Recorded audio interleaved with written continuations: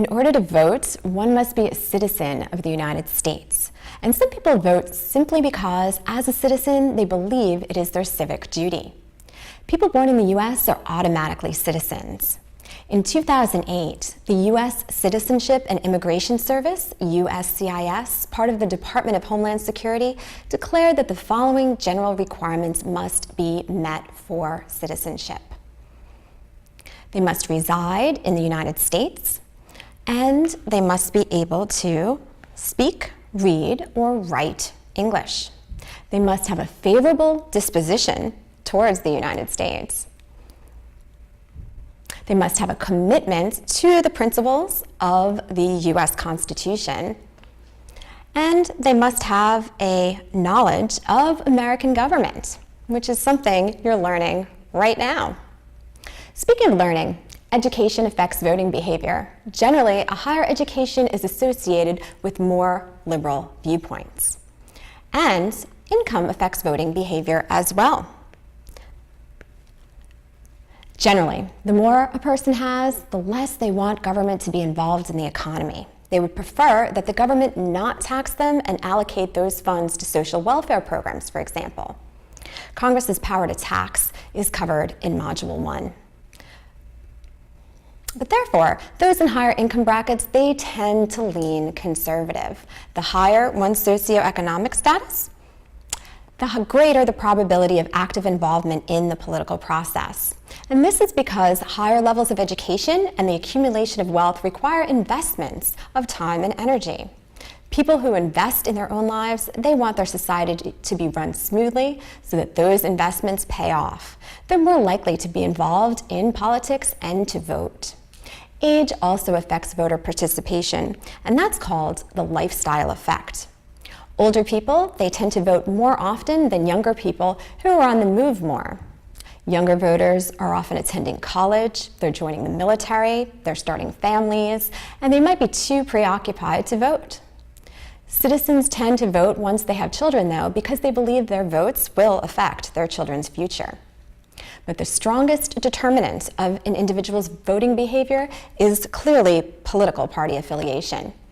Over half of all Americans call themselves Republican or Democrat when asked how they identify themselves politically. Even among self-proclaimed independents, the overwhelming majority claim to lean in the direction of one party or the other, suggesting they behave as if they identified with a party during elections, even if they preferred not to publicly pick a side. Gender also affects party identification. Although some state constitutions allow women the right to vote, women finally won the right to vote at the federal level with the 19th Amendment to the Constitution. It was ratified in 1920. Today, more women vote than men. The differences between political attitudes of men and women are referred to as the gender gap. And generation affects party affiliation as well. This is called the generational effect. Millennials, ages 18 to 34, they're more likely to identify as Democrats, and they are less likely to favor Republicans than their baby boomer parents and grandparents. Those are people born between 1946 and 1964. The region in which one lives often affects party affiliation as well. During the 1800s, the North became more industrialized than the South, which was much more agrarian. Northerners tended to vote for higher tariffs. Southerners were not in favor of them. This sectionalism increased until the Civil War. After the war, African Americans tended to vote Republican, associating their emancipation with President Abraham Lincoln, who was a Republican. So you can see that with this example, that race also affects party affiliation. The most significant influence on an individual's identification with a particular political party is the individual's family. Most people tend to choose a party identity when very young and stick with it. So even if a Republican doesn't know much about a Republican candidate, he or she is more likely to vote for that candidate. And all the other Republican candidates down ballot, meaning those at the state and local levels too. This stability usually allows political scientists to account for the normal vote and predict the number of votes that Democrats and Republican candidates will receive. It also helps candidates figure out where they're likely to win and where they should concentrate their efforts, both their money and time, making appearances.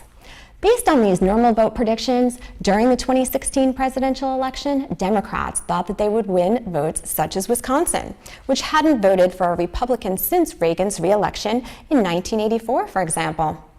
Instead, the voters of Wisconsin came out for the Republican candidate, helping Donald Trump win the presidency.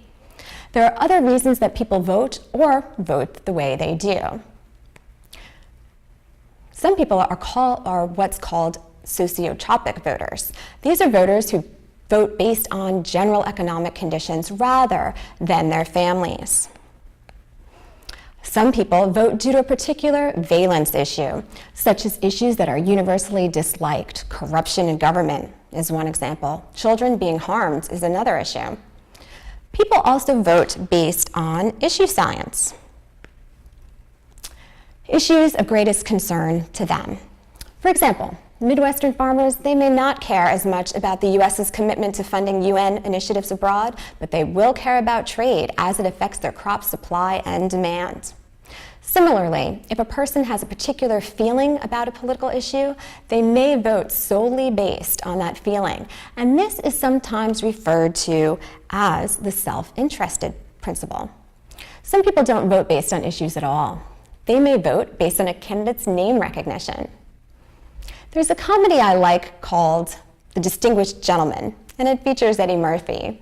Murphy plays a Florida con man who runs a low-budget campaign based on the fact that he shares a name with the deceased congressman from his district. He gets elected solely based on name recognition. So after you feel you've mastered the material in this section and you've done all the reading and questions, you should check that movie out.